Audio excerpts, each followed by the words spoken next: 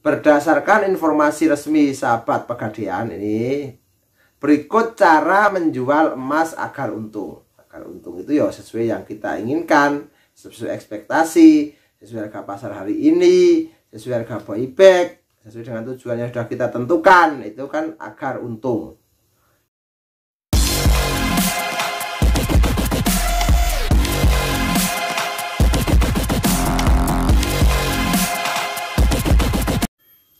Assalamualaikum warahmatullahi wabarakatuh. Bertemu lagi dengan Pak B. Kali ini Pak B akan membahas tentang cara menjual emas agar untung. Beberapa waktu yang lalu adalah cara menjual emas tanpa surat. Tanpa surat itu maksudnya emasnya nggak ada suratnya, nggak ada notanya, atau nggak ada sertifikatnya, karena berbagai keadaan, bisa hilang atau terbakar dan lain sebagainya, atau kita lupa naruh di mana, atau dulu pernah terbakar. Kan terbakar kan surat-suratnya kan hilang, sementara emasnya kan masih ada. Nah, itu konten yang lalu. Konten sekarang adalah cara menjual emas agar untung.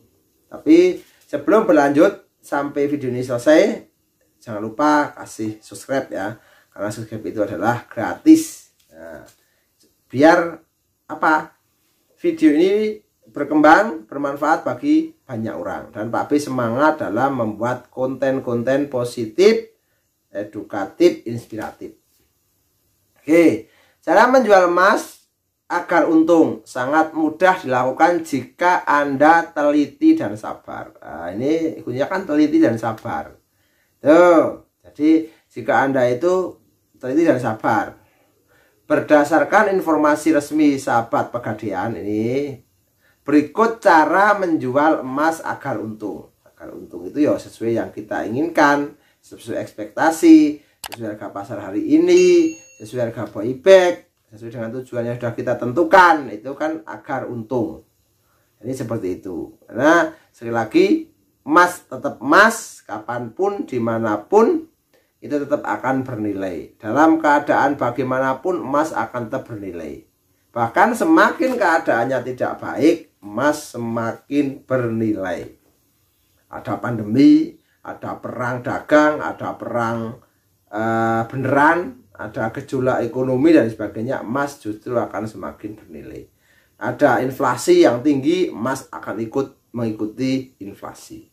Karena emas termasuk lindung nilai, safe haven. Berdasarkan informasi tadi, 1. Rutin cek harga emas secara berkala. Ini kelihatannya sepele mudah, tapi rutin cek untuk memperkirakan keuntungan yang akan didapat setelah tujuannya sudah tercapai. Misalnya 5 tahun, itu kan tidak sekonyong-konyong langsung dijual, tapi cek dulu beberapa saat dulu, sabar dan teliti, rutin cek. Oh, ini ternyata pada saat tinggi, karena tujuannya sudah tercapai, nah tinggal jual. Tapi kalau misalnya pada saat tujuan tercapai, waktunya sudah tercapai, tapi harganya masih fluktuatif, ya kita tunggu di saat posisinya tertinggi, sehingga apa, buybacknya bisa tinggi. Yang kedua, perhatikan jarak waktu antara membeli dan menjual. Karena jangka panjang tadi, tujuannya seperti apa, jangka yang akan terasa jika sudah 10 sampai lebih dari 10 tahun, atau 5 sampai 10 atau lebih dari 10 tahun. Itu akan terasa ini manfaatnya, terasa kenaikannya, terasa harganya, buybacknya akan melebihi dulu harga yang kita beli pada waktu dulu pas saat awal investasi. Jangan terlalu dekat antara membeli dan menjual. Jangan terlalu dekat. Kenapa? Terlalu dekat maka jangka pendek, dan sifat emas itu jangka pendek itu fluktuatif. Jangka pendek itu fluktuatif dan tidak bisa menjamin bahwa itu akan naik atau turun. Bahkan cuma 1 tahun itu kita bisa rugi, karena ada harga jual, ada harga beli, ada harga kita membeli dan harga kita jual kembali, itu buyback. Itu kalau hanya jangka pendek itu belum bisa menutupi harga buybacknya dengan harga beli awal, itu belum bisa menutupi, sehingga kalau jangka pendek biasanya rugi. Tapi dalam jangka panjang itu akan untung sesuai dengan sejarah yang sudah pernah laku. Dulu harga berapa, saya harga berapa. Dulu pernah harga 80.000, 200.000, 500.000, hari ini sudah 1 jutaan gitu ya. Nah, kan contohnya seperti itu, atau 900-an ribu. Itu kan berarti dalam jangka panjang kan meningkat. Tuh. Perhatikan jarak ya, jarak beli dan itu jangan terlalu dekat, jangka panjang. Ingat, emas itu jangka panjang. Gunakan uang dingin. Ya, bukan uang konsumsi, bukan uang dapur.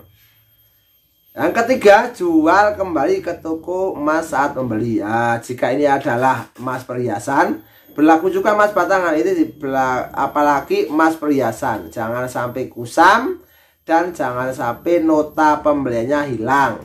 Nah, atau sertifikatnya itu hilang ya. Notanya itu untuk bukti sah bahwa Anda dulu pernah beli di toko ini.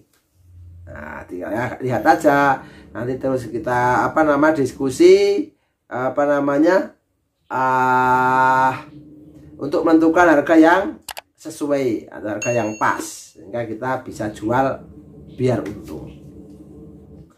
Yang keempat, membawa sertifikat emas. Nah, ini membawa nota dan sertifikat terpisah. Ada yang terpisah, ada yang menyatukan dengan emasnya. Yang hari ini kan emas-emas yang hari ini yang portet itu kan sudah sama sertifikatnya, menandakan emas itu milik investor asli.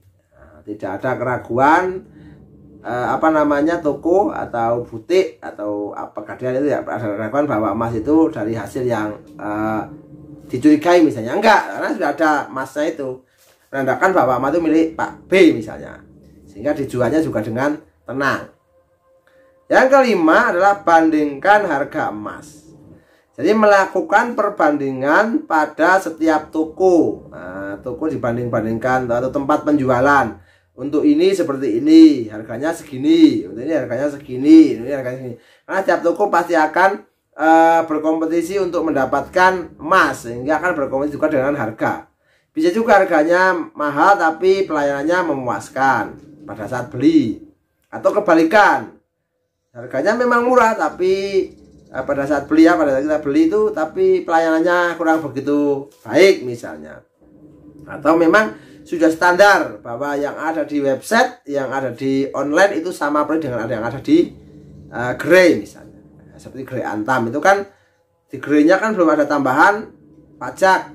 Nah, kalau misalnya menggunakan NPWP itu tambah 0,45, tapi kalau non NPWP itu adalah 0,9 atau 0,90, kan beda. Kalau mungkin hanya 1 sampai 5 gram tidak begitu terasa, tapi kalau sudah begitu puluhan gram bahkan ratusan gram akan sangat terasa. 0,45 itu akan menambahi harga pembelian kita, itu akan jadi besar. Itu kan penting untuk kita cermati, penting untuk kita pahami. Sehingga apa? Sehingga kita tidak terburu-buru, kita harus sabar, teliti, dan tidak terburu-buru menjudge bahwa ini emas mahal dan sebagainya. Yang penting adalah aksi atau action, komitmen jangka panjang, sisihkan uang, jangan sisakan. Itu adalah salah satu kunci untuk sukses dalam investasi emas. Juga sukses dalam menjual emas agar untung. Ini kan penting. Di mana menjual, di mana membelinya dulu, dapat harga yang standar, dan sekarang setelah tujuannya tercapai, di mana kita menjual juga dengan harga standar, harga yang kita inginkan, sehingga kita menjadi untung, menjadi investor yang untung, tidak ikut-ikutan, tapi betul-betul berdasarkan ilmu yang sudah kita punyai dan sudah kita kuasai. Oke, semoga bermanfaat, semoga menginspirasi. Jangan lupa kasih like, subscribe, dan komen. Karena like, subscribe, dan komen adalah gratis. Sedikit-sedikit beli emas sedikit-sedikit, beli, simpan, lupakan. See you next time. Assalamualaikum warahmatullahi wabarakatuh. Jangan lupa like, subscribe, dan komen. Karena like, subscribe, dan komen akan membantu mengembangkan channel Pak B.